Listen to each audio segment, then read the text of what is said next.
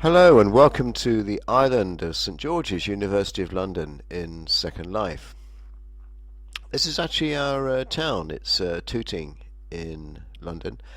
And what we're going to do is we're going to go around the island today, and as we do that, we're going to explore something of the developments that have actually taken place over the last decade in e-learning, and then move on to consider what we think is one of the most important developments, which is scenario-based learning, and particularly virtual patients.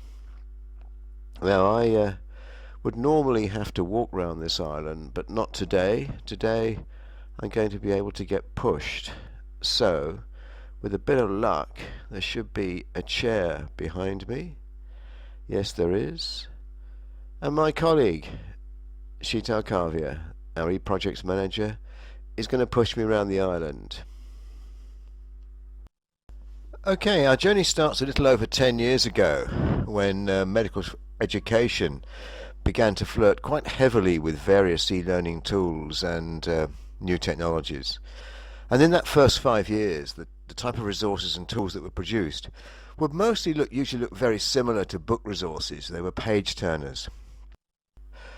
The content and repositories didn't really maximize the use of the technology.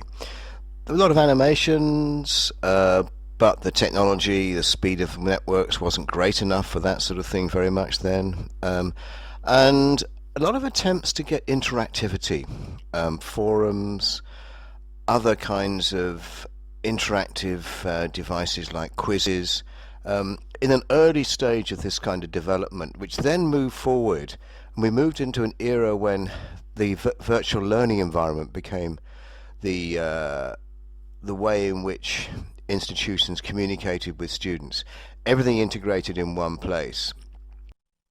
In the UK, we called them virtual learning environments, but the rest of the world called them learning management systems. And they were common ones at the time: WebCT, Blackboard, Moodle. You can see here the open source one. Everything integrated in one place. And around that time, it was beginning to be accepted that, in effect, these learning environments were only really being used as paste-ups of contents. All the enthusiasts who wanted to get interactivity going had found it was actually quite difficult, and study after study came out showing that people weren't really communicating this way. Students weren't really communicating in this way particularly efficiently unless they were constantly pushed by teachers. We needed something new, and a number of new tools emerged around that time, the so-called Web 2 tools, web-based tools, which was about social software, wikis, blogs. And about this time, people started to get more interested in virtual realities like virtual worlds, and also in the general ideas of scenario-based learning. And around that time, many people had been looking for pedagogically useful tools in medicine and healthcare that could provide unique advantages that other tools couldn't provide in our particular subject.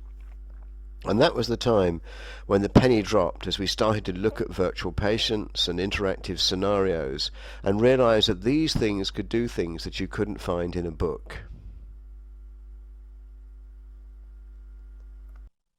And for me, it all crystallized at the 2006 meeting of the International Medical Education Association meeting, when virtual patients actually were really for the first time put up there as tools that we could use. And I felt a bit like Mark Rosenberg, who said, "I know that technology does not in of itself make for great learning, but every once in a while an innovation comes along that has such interesting potential, I just can't help myself."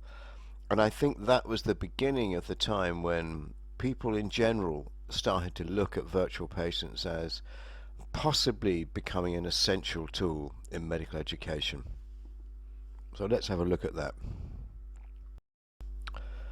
At the AMI meeting in Genoa, David Cook of the Mayo Clinic had put up a presentation in which he had argued that across what he called the continuum of competency, the various things that you have to know to be competent in medicine.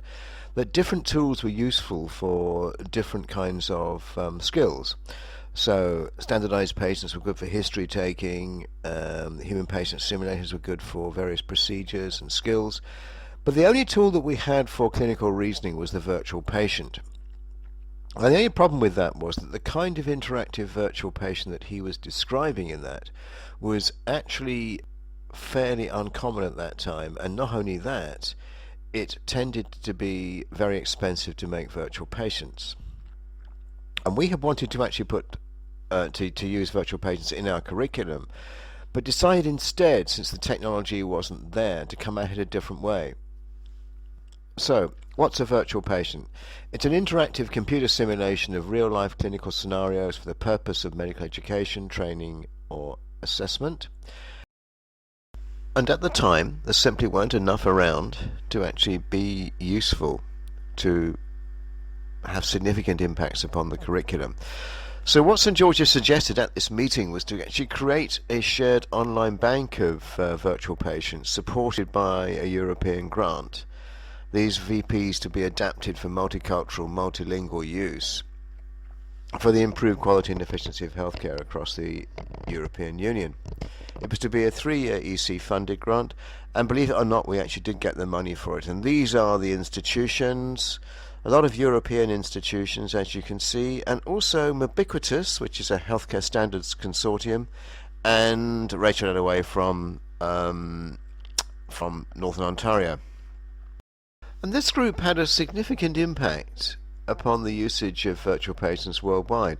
In that short 3 to 4 year span of the project, there was a huge increase in the production of VPs, of virtual patients, the usage of VPs in the sense of embedding them in the curriculum, a fourfold increase in publications in virtual patients, and a lot of presentations at meetings. And the world became very familiar with the concept of virtual patients. Now, meanwhile, how could we best use this at St George's? We were lucky enough to have considerable impact upon the curriculum from our e-learning unit. So we did have opportunities. So let's go and look at those. You have to ignore the bodies on the ground, I'm afraid. There's quite a few of those around here. The paramedics use them for training. They're not real. Right, let's move on. And let's go to our St George's particular interest, which was problem-based learning. So here's a typical problem-based learning group. You don't often see them in the middle of the street, but here it is. And in PL, 7 or 8 students actually will sit round a table and they will slowly work through a patient case.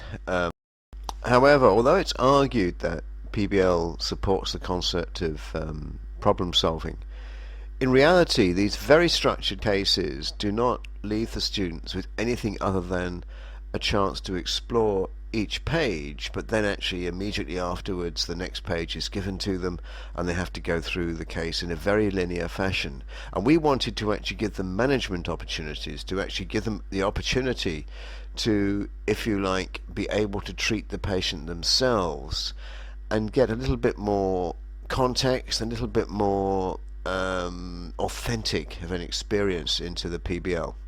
And we knew that we could do this with virtual patients. So I think we should actually try and go through here. Oh, yep, okay, this is going to be tricky. Right, ditch the chair. It didn't last long. Okay, this is into the PBL room now, and you can see actually many of the students have already arrived. I'll take a seat. Fine, and the case is already up. They've started without me. And there's the case on the wall, and of course it's just like the paper case, but the difference is that in this particular instance, as you can see, there is a scenario there. It's the patient presentation of an anaphylactic shock patient, and after the students have discussed that fully, then and only then do options appear, and students can then start to manage the case for themselves. So what we've done is taken an ordinary linear problem-based learning case, and imagine all these yellow boxes are the pages of the case: presentation, history, examination, etc. And then what we've done to that is that at key points in the case, usually management points where you actually manage the patient, we've added in alternative routes through the case. The intention is to give the students a much more authentic management experience of treating the patient, but also actually recognizing that when they treat them and they get the options wrong, or less, should we say, less good options, then they can actually see the response according to the feedback from the patient. And there is the case itself up on the wall now, in the room, and we've moved that person by the computer onto the desk by simply having a longer mouse. And this is the case as an example. It's an anaphylaxis case. Students will know many of the elements they actually need to treat this case, but some things will actually get below their knowledge level and they will actually take things down the wrong path. And that seems to be the element of this kind of learning which is most powerful. So what do the students say? It's getting you to think more because you're making choices. We tried and still killed the patient. I'll never ever forget that. Bad choices seem to actually have very powerful learning. It's memorable, whereas in the paper case you don't have that. Students just go to learn something in a very tedious way. So we've had very good feedback from the students, and we've had similarly good feedback from the tutors.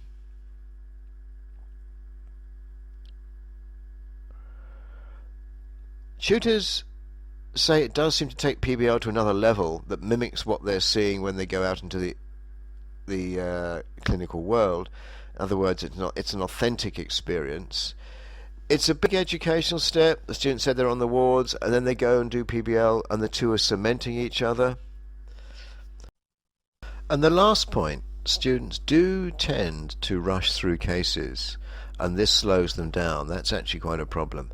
Right, so now what we did was we divided the students into two groups. One set of the PBL groups would have the branch case each week. That's the red bars in this graph. And one set would have the linear cases. That's the blue bars in this case. Now, to make it fair, we'd swap them week by week so that different students would have the branch case and the linear case, so that by the end of the term they'd all had an equal number of opportunities for branch and for linear cases. But we then set questions around those particular option points in those cases. And we had tracked all the students, so we knew which students had done a branch case, which had done a linear case. And at exam time, when we looked, those students actually who'd done a branch case performed approximately 20% better when answering questions related to those particular option points, those decision points, the branching points in the case. By contrast, when the students were answering questions which were not related to those option points, there was no difference between the two groups. The data, the student responses, the tutor responses was enough to convince the school that we should now begin to replace the existing problem-based learning. And we did this in the year between clinical attachment and the earlier faculty-based basic and clinical sciences. We got money from a project called Generation 4 from the Joint Information Systems Committee of the UK, which is our UK IT body, to set up this more interactive, personalised model. It was called a Curriculum Transformation Project. As I said, delivered in the transitional year between campus-based learning and clinical attachments. And it had another feature, which was that each week we would also give the students self-directed cases which they could actually play separately. And the intention of this was not only just to give them the chance to actually assess themselves, but also to widen the number of cases which students saw each week. Because a weakness of PBL is that often students will concentrate on just the one case and not the broader learning objectives. And there were 18 cases, 18 weeks that is, and each one had 2 formative assessment cases with it.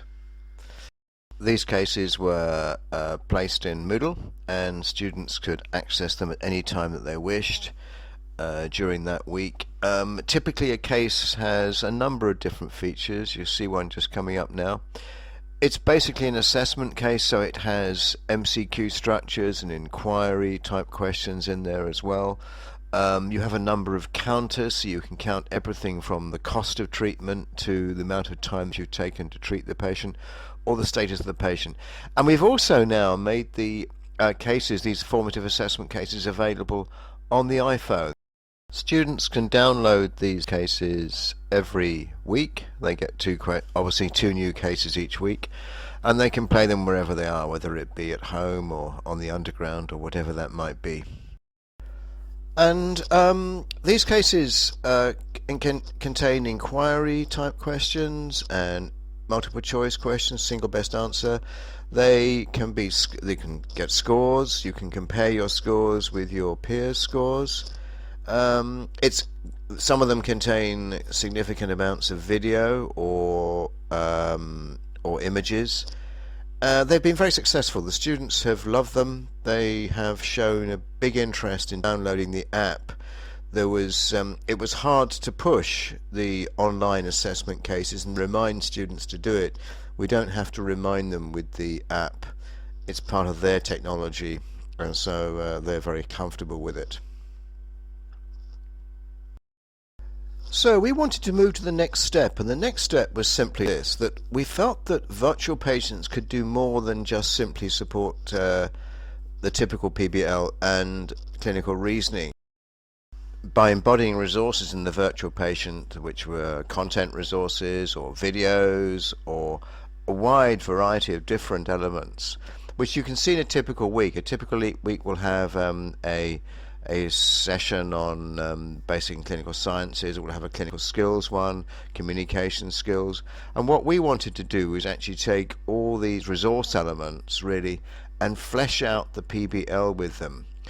So if you imagine this is a typical week in the PBL, and here is actually the case, then we could add into the case, into the virtual patient, different types of resources. So if the case is about pneumonia, you can add in something on the structure and function of lungs. You could have anatomy dissections.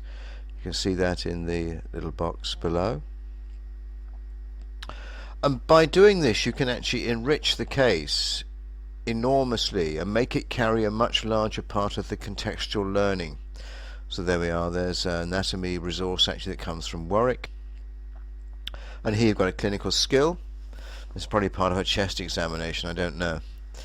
And sometimes you can even add interactive virtual patients that have some reference to that particular case, and that happens to be an ethics virtual patient, driven more by video than by text. And so then the VP becomes much, much richer. And we've now started to use these kinds of interactive cases directly in lectures, and you can hear here. This is actually a patient who's got chronic obstructive pulmonary disease. That's the son there. He doesn't want the patient to be resuscitated if he actually collapses. He feels his father wouldn't want that. And the students have a chance to actually explore that particular case and decide which particular direction they want to take the case. Do you actually write a do not attempt to resuscitate order, or do you actually write one? And there are all twists and turns throughout the case, so there's never actually, sometimes in ethics, one right answer. And the strengths of it are that ethics used to be fairly boring, but this is actually very interactive and engaging and realistic for the students, and they vote, as you can see, by putting their hands up on the direction that they go. We used to use clickers, but we've stopped doing that now, and people just simply vote by putting their hand up as to which particular option to take. Okay, I think we can leave that for now. We can leave the PBR room and think now about where we might actually want to go in the future. So bye bye. Because at some stage actually our feet will have to leave the ground of what kind of technology we're using these days.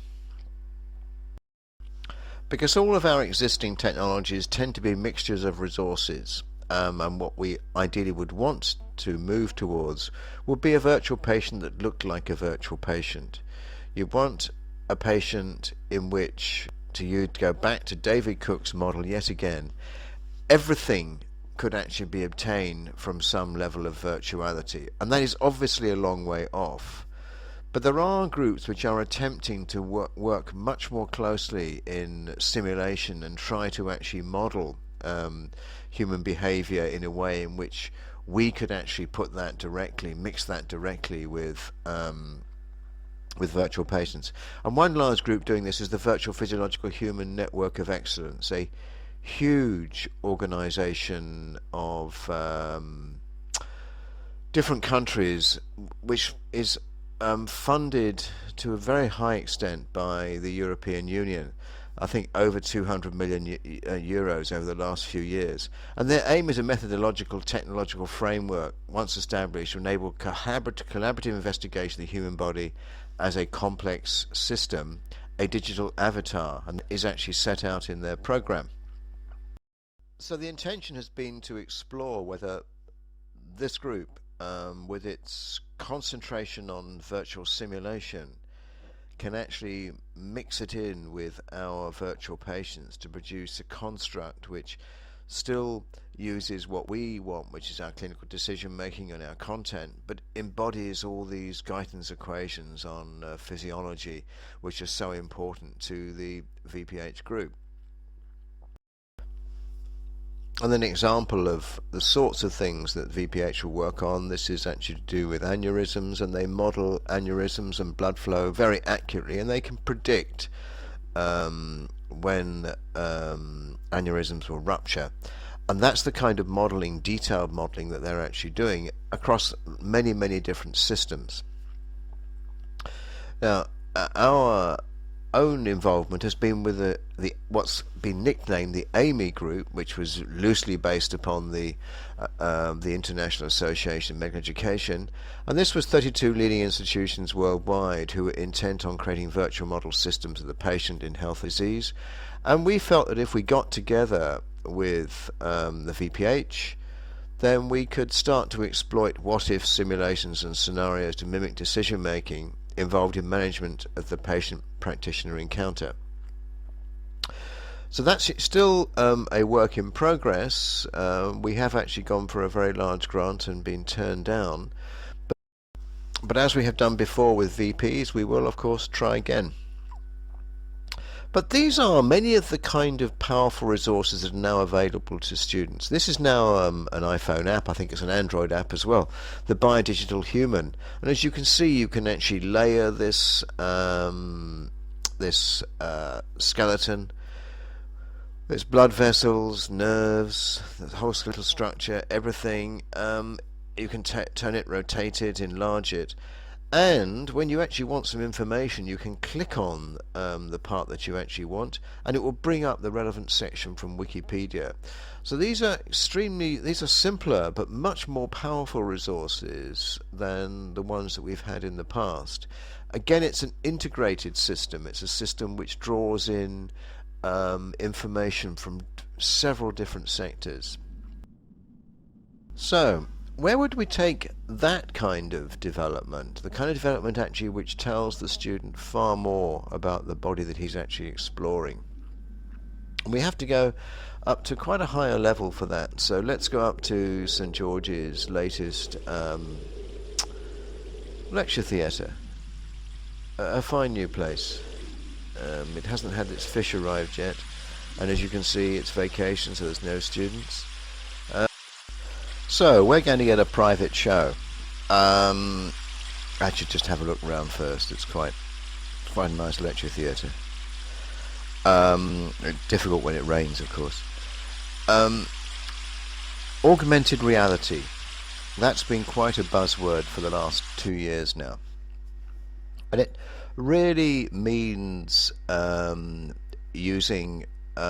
taking very simply available resources now and animating them in a way which allows us to fully explore the nature of the body, what's actually happening, how things are working. And you can do this actually for a normal body or an abnormal one. But here you've got a CT data set, and you've got volume visualization of skin from the CT. You've got volume visualization of bone from the CT.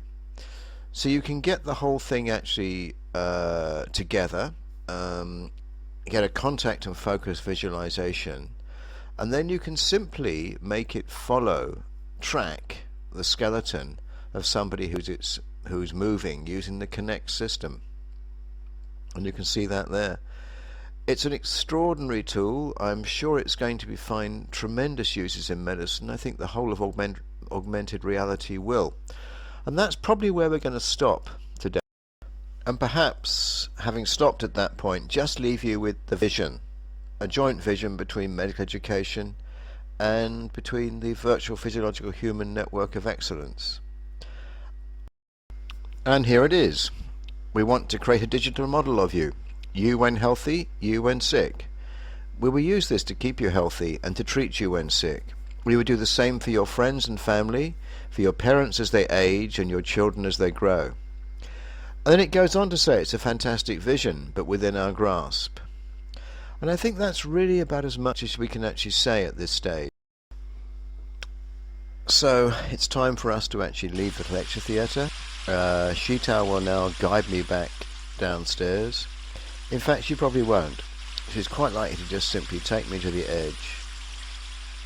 Yes, she is. And just throw me off. And you never have any idea where you're going to land when you come down. It's a bit like science too. In the street. And there is Sheetal, in fact. Did you enjoy that? Was that good for you? Oh, okay, fine. So, thank you all very much for bothering to actually listen to this. My name's Terry Poulton. I'm the Professor of E-Learning at St George's University of London. And I hope you got something out of this. Thank you.